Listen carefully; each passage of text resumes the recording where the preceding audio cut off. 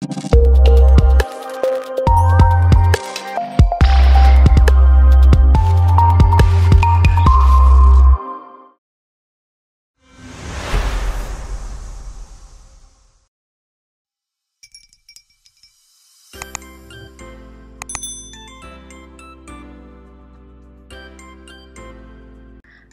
ketemu lagi di kuliah daring akuntansi, ekuitas, dan pelaporan keuangan bersama saya, Nilam Kemala. Pada kesempatan kali ini, kita akan membahas tentang pengakuan pendapatan. Subpokok bahasan pada materi pengakuan pendapatan terdiri dari: pertama, konsep dasar pengakuan dan pengukuran pendapatan; kedua, penerapan 5 langkah pengakuan pendapatan; ketiga, isu-isu pengakuan pendapatan; dan yang keempat, penyajian dan pengungkapan pendapatan. Subpokok bahasan ketiga dan keempat akan kita bahas minggu depan ya. Subpokok bahasan kedua, penerapan 5 langkah pengakuan pendapatan. Kita langsung bahas aja ya step 1, identifikasi kontrak dengan pelanggan. Kontrak adalah kesepakatan antara dua pihak atau lebih yang menciptakan hak atau kewajiban yang dapat dipaksakan. Kontrak dapat tertulis, lisan, atau tersirat dari praktik bisnis biasa, seperti kontrak Starbucks dengan Angel yang udah kita bahas sebelumnya. Nah, ngomong-ngomong tentang kontrak nih, pendapatan diakui hanya jika ada kontrak yang sah.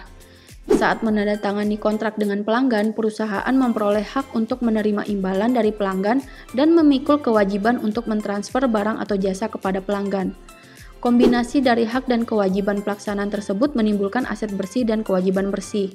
Jika kontrak sepenuhnya tidak dilaksanakan dan masing-masing pihak dapat mengakhiri kontrak secara sepihak tanpa kompensasi, maka pendapatan tidak boleh diakui sampai salah satu atau kedua pihak telah melakukan kontrak tersebut. Contohnya nih, pada tanggal 1 Maret 2019, perusahaan Margo menandatangani kontrak untuk mentransfer produk ke Sunyun pada tanggal 31 Juli 2019. Kontrak tersebut disusun sedemikian rupa, sehingga Sunyun diharuskan membayar harga kontrak penuh sebesar Rp5.000 pada tanggal 31 Agustus 2019. Biaya barang yang ditransfer adalah Rp3.000. Margo mengirimkan produk ke Sunyun pada 31 Juli 2019. Pada transaksi ini tidak ada ayat jurnal yang diperlukan pada tanggal 1 Maret 2019. Kenapa? Karena tidak ada pihak yang melakukan kontrak. Nah, pada tanggal 31 Juli 2019, Margo mengirimkan produk dan karenanya harus mengakui pendapatan pada tanggal tersebut, karena memenuhi kewajibannya dengan mengirimkan produk ke Sunyun. Ayat jurnal tanggal 31 Juli 2019 adalah piutang usaha pada pendapatan sebesar Rp5.000 dan HPP pada persediaan sebesar Rp3.000.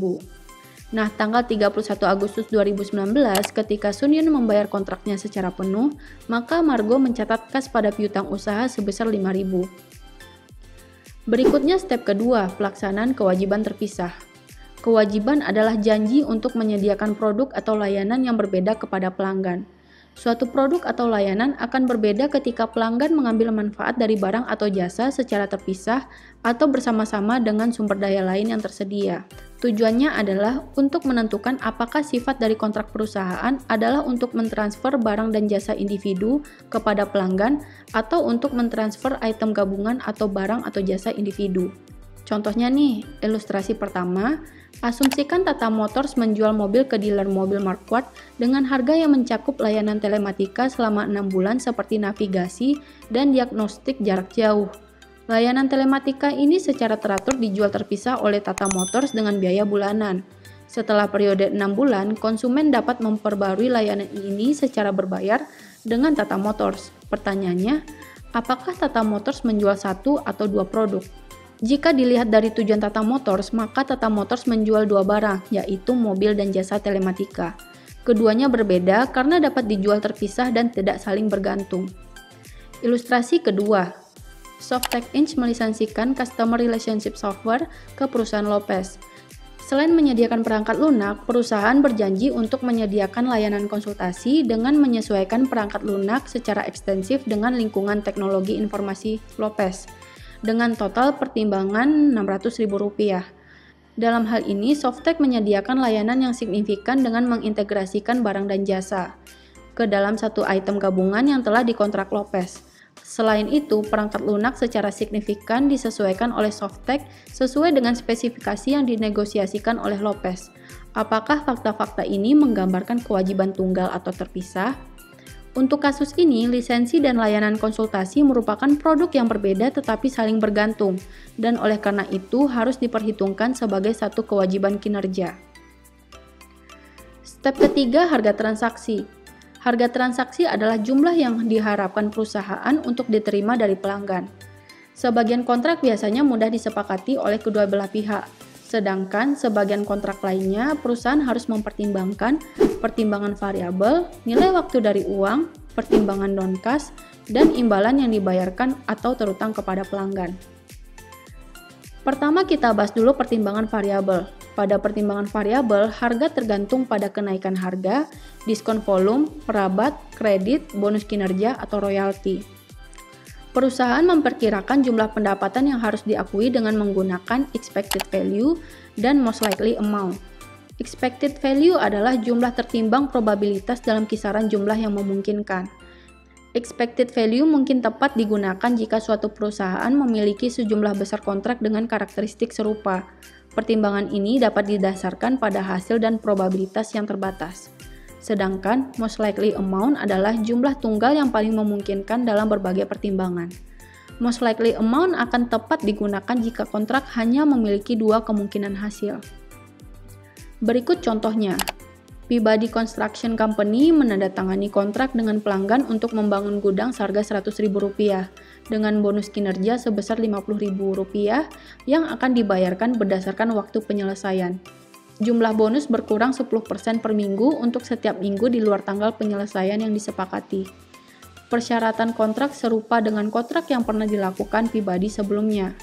Manajemen memperkirakan kemungkinan 60% kontrak akan selesai pada tanggal penyelesaian yang disepakati. Kemungkinan 30% akan selesai terlambat 1 minggu dan hanya 10% yang akan terlambat 2 minggu. Pertanyaannya, gimana caranya Peabody mempertimbangkan harga transaksinya? Nah, kita lihat dulu kalau menggunakan expected value. Di soal dikatakan ada 60% kemungkinan kontrak selesai pada tanggal penyelesaian, 30% terlambat 1 minggu, dan 10% terlambat 2 minggu. Harga transaksinya kan 100.000 dan akan diberikan bonus kinerja 50.000. Maka totalnya 150.000 bagi yang menyelesaikan tepat waktu. Nah, kalau tidak sesuai dengan kontrak, maka bonus akan berkurang 10% tergantung keterlambatan setiap minggunya. Nah, jika tepat waktu, maka harga transaksinya 90.000. Kalau telat 1 minggu, harga transaksinya 43.500. Dan kalau telat 2 minggu, 14.000. Maka totalnya 147.500. Sedangkan jika menggunakan most likely amount, harga transaksinya nggak bervariasi, tetap 150.000. Karena keyword pengertian most likely amount tadi adalah jumlah tunggal. Nah, pertimbangan variabel ini hanya digunakan jika perusahaan cukup yakin dan berhak atas jumlah pada kontrak. Perusahaan hanya mengakui pertimbangan variabel jika memiliki pengalaman dengan kontrak serupa dan mampu memperkirakan jumlah pendapatan kumulatif. Berikutnya nilai waktu dari uang. Nilai waktu dari uang digunakan jika kontrak atau transaksi penjualan melibatkan komponen pembiayaan yang signifikan seperti bunga yang timbul atas pertimbangan yang harus dibayar dari waktu ke waktu. Nilai wajar ditentukan baik dengan mengukur imbalan yang diterima atau dengan mendiskontokan pembayaran menggunakan tingkat bunga yang diperhitungkan dan perusahaan melaporkan sebagai beban bunga atau pendapatan bunga. Contohnya, pada tanggal 1 Juli 2019, perusahaan SEK menjual barang kepada Grand Company seharga 900.000 dengan imbalan wesel tanpa bunga selama 4 tahun dengan nilai nominal Rp1.416.163. Biaya dari barang-barang tersebut sebesar Rp590.000. Pada tanggal 1 Juli, SEK mencatat ayat jurnal berikut, wesel tagih pada pendapatan Rp900.000 dan HPP pada persediaan Rp590.000. Sedangkan tanggal 31 Desember 2019, SEK mencatat wesel tagih pada pendapatan bunga sebesar Rp54.000. Pendapatan bunga diperoleh dari 12% dikali 1/12 dikali Rp900.000. Pertimbangan ketiga yaitu pertimbangan non-cash. Pertimbangan non-cash ini meliputi barang, jasa, atau pertimbangan non-cash lainnya seperti perusahaan terkadang menerima kontribusi, misalnya sumbangan dan hadiah. Pelanggan terkadang menyumbangkan barang atau jasa seperti peralatan atau tenaga kerja sebagai pertimbangan atas barang yang disediakan atau jasa yang dilakukan. Perusahaan umumnya mengakui pendapatan berdasarkan nilai wajar dari apa yang diterima. Pertimbangan terakhir adalah imbalan yang dibayarkan atau terutang kepada pelanggan. Pertimbangan ini termasuk diskon, potongan harga, kupon, produk gratis, atau layanan. Secara umum, elemen-elemen ini mengurangi imbalan yang diterima dan pendapatan yang akan diakui. Contohnya, Sun Company menawarkan pelanggannya diskon 3% jika mereka melakukan pembelian minimal 2 juta selama tahun berjalan. Pada tanggal 31 Maret 2019, Sun telah melakukan penjualan sebesar 700.000 kepada Arctic Co. Dalam 2 tahun sebelumnya, Sun menjual lebih dari 3 juta kepada Arctic pada periode 1 April hingga 31 Desember. Ayat jurnal pada tanggal 31 Maret 2019 adalah piutang usaha pada pendapatan sebesar Rp679.000 karena Sun membuat kontrak akan memberikan diskon 3% jika pelanggan melakukan pembelian minimal 2 juta. Jika pelanggan memenuhi persyaratan tersebut, Sun mencatat kas pada piutang usaha Rp679.000. Namun, jika pelanggan gagal memenuhi persyaratan tersebut, Sun akan mencatat kas di debit Rp700.000 dan di kredit piutang usaha Rp679.000 dan diskon penjualan yang hilang Rp21.000. Berikutnya, step 4, alokasi harga transaksi pada kewajiban terpisah. Pengalokasian harga transaksi dilakukan berdasarkan nilai wajar. Ukuran terbaik dari nilai wajar adalah untuk apa perusahaan dapat menjual barang atau jasa secara terpisah atau stand-alone. Jika tidak bisa, perusahaan harus menggunakan perkiraan untuk penjualan oleh barang atau jasa sebagai unit yang berdiri sendiri. Nah, pendekatan yang digunakan ada 3 dan implementasinya pun beda-beda ya. Pertama, pendekatan penilaian pasar yang disesuaikan. Implementasinya dengan mengevaluasi pasar di mana perusahaan menjual barang atau jasa dan memperkirakan harga yang akan dibayar oleh pelanggan di pasar itu untuk barang atau jasa tersebut. Pendekatan ini juga mengacu pada harga dari pesaing dan menyesuaikan harga tersebut seperlunya untuk mencerminkan biaya dan margin perusahaan. Kedua, pendekatan cost plus margin yang diharapkan. Pendekatan ini memperkirakan biaya yang diharapkan untuk memenuhi kewajiban dan menambahkan margin yang sesuai untuk barang atau jasa tersebut. Ketiga, pendekatan residual. Jika harga jual satuan suatu barang atau jasa sangat bervariasi atau tidak pasti, maka perusahaan dapat memperkirakan harga jualnya dengan mengacu pada total transaksi. Harga dikurangi dengan jumlah harga jual satuan yang dapat dilihat dari barang atau jasa lain yang dijanjikan dalam kontrak. Contohnya, Handler Company adalah produsen equipment yang digunakan dalam industri konstruksi. Produk Handler terdiri dari komponen kecil hingga besar, dari mesin otomatis hingga sistem kompleks yang terdiri dari banyak komponen. Harga jual per unit berkisar dari Rp600.000 hingga Rp4 juta dan sudah termasuk instalasi dan training. Proses instalasi tidak membutuhkan perubahan pada fitur peralatan dan tidak memerlukan informasi kepemilikan agar peralatan yang dipasang dapat bekerja sesuai spesifikasi. Berikut adalah kebijakan dengan C Company.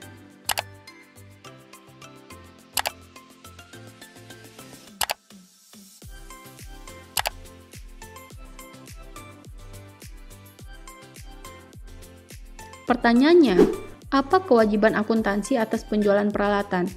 Dan jika lebih dari satu kewajiban, bagaimana pembayaran sebesar Rp2 juta dialokasikan ke berbagai komponen?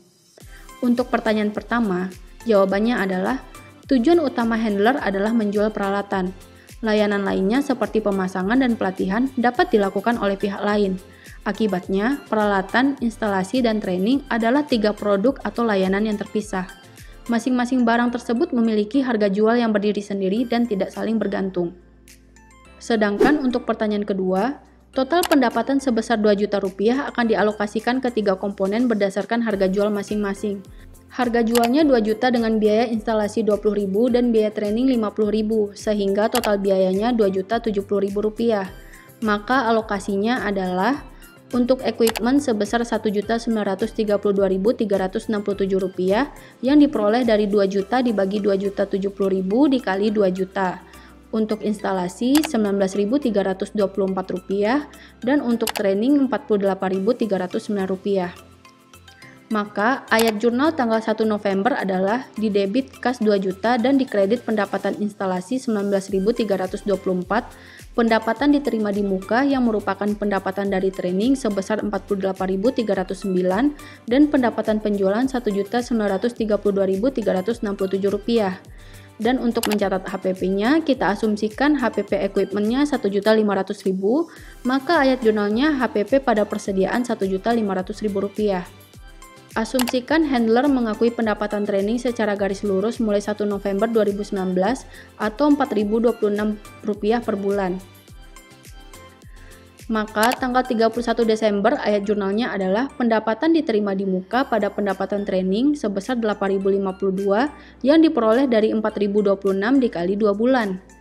Pada tanggal 31 Desember 2019, handler mengakui pendapatan pada tanggal 31 Desember sebesar Rp1.959.743 yang diperoleh dari harga equipment, instalasi, dan training 2 bulan. Maka, tanggal 31 Desember 2019, handler mencatat sisa pendapatan training yang belum dibayarkan, yaitu pendapatan diterima di muka pada pendapatan training sebesar Rp40.257. Berikutnya step terakhir, pengakuan pendapatan.